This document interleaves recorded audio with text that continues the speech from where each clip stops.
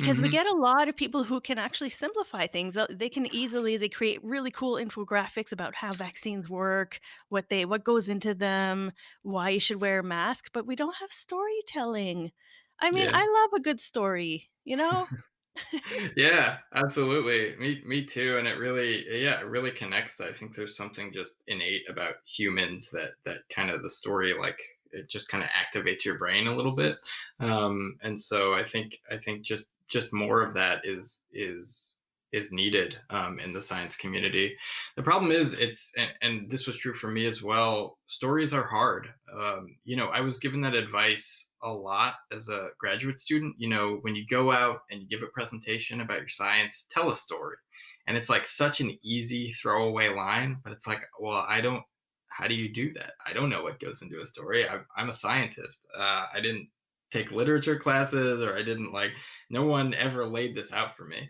And so it was really hard to learn. And I'll plug a book that really changed my view of that. It's a book called Houston, We Have a Narrative, by a former scientist. His name's Randy Olson. He was a kind of tenured professor for a long time, I think in New Hampshire, and he left his tenured position to become a filmmaker. Actually, really, he's got a really cool story. And he ended up going to film school after he left science. And in film school, he kind of learned the basics of storytelling. And he's taken that now and distilled it down to like a very simple kind of like storytelling framework, which he lays out in Houston, We Have a Narrative. And it's just, for me, it was really that aha moment. It's like, okay, here's this like structure that I can kind of follow and think about and refine and work on, to tell a story, essentially. Yeah, I'm definitely gonna pick up that book. Thank you for that. I appreciate it. absolutely. Yeah.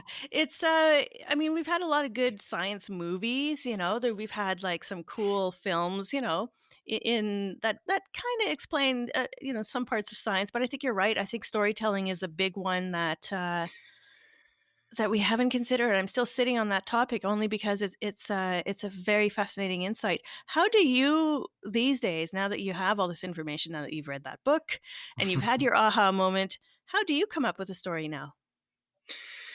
Yeah, I um I like to follow the framework in that book, and I can like lay out the basics of it, just for your listeners. It's kind of this structure where it's this and there's like an and. So he has this very nice. He's named this ABT structure for storytelling, and it stands for and, but, and therefore. So you kind of, to pull back on the framework a little bit, it's like you introduce some facts that your audience is kind of like familiar with or knows something about. Then you introduce there's this but statement. So, but then you introduce kind of a contradiction to those facts. Um, and then you say, therefore, okay, now that we have this contradiction, therefore, here's something that you need to do, or an action that you need to take, or how to kind of proceed in your daily life. And I think that structure can be applied to like, you could fit that into a sentence. So you could kind of tell a story with a sentence, but it can also, that same sort of structure can be applied to like longer form content, a blog or a white paper or an ebook or something of that nature. So I really like to think about that when I'm doing messaging or branding work, or just thinking about writing a blog. I think about that like, okay, I've introduced the facts. Do I have a but there? Do I have kind of conclusion, like how to proceed, a kind of therefore statement? And so I really look for those elements when I'm writing. Sometimes it's very conscious. I think you have to be kind of conscious of that when you're doing like short form content or thinking about messaging.